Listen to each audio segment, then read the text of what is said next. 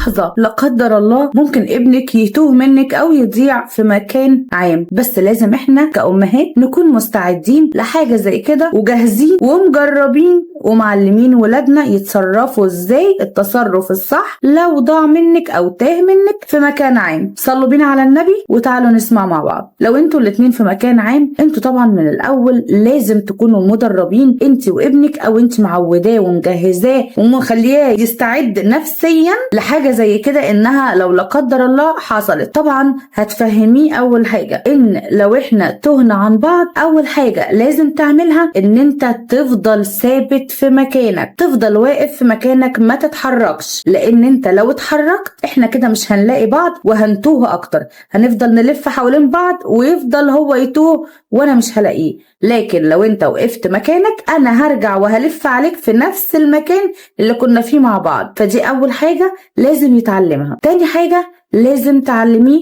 او تقولي له يبقى عندك ثبات انفعالي، لازم تحافظ على هدوءك، ما تبينش ان انت تايه عشان ما تبقاش معرض للخطف او ان حد يستغل فرصة زي دي ويخطفك او بحجة ان هوديك عند ماما. خليك هادي في مكانك ومستعد نفسيا وواثق ان ماما راجعالك. تالت حاجة زي ما قلنا ان لو جه حد قالك تعالى يا حبيبي انا هوديك لماما، قول له لا ماما جايالي دلوقتي، وخليك واثق ومتأكد ان ماما جايالك دلوقتي طول ما انت واقف في مكانك وانك بتنفذ تعليماتها. واهم حاجة لو المكان اللي انت فيه مكان عام زي حديقة عامة او ملاهي او اي مكان مول فيه سيكيورتي، علميه برضو ان اول حاجة يلجأ لها رجل الامن. يعني رجل الامن ان هو يقول له ان هو ان انت تايه، وان هو يحاول ينوه عن ان في حد مفقود ويجي يستلمه كذا كذا في المكان كذا في نفس المكان، طبعا عن طريق المايكات او الميكروفونات. ولازم طبعا ابنك يكون حافظ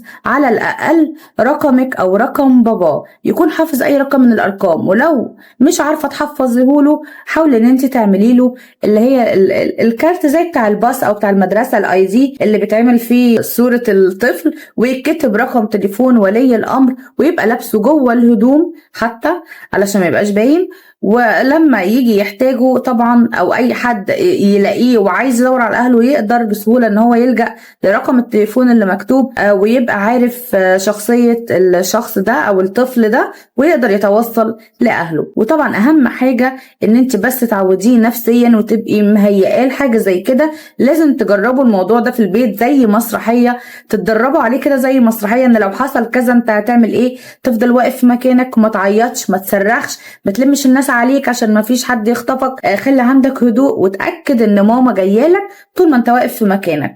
وربنا يحفظ يا رب اولادكم ويجعلهم يا رب في رعاية ربنا وحفظ ربنا، وان شاء الله يفضلوا سالمين وآمنين.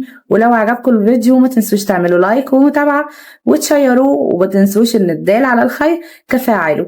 دمتم في حفظ الله. مي علي.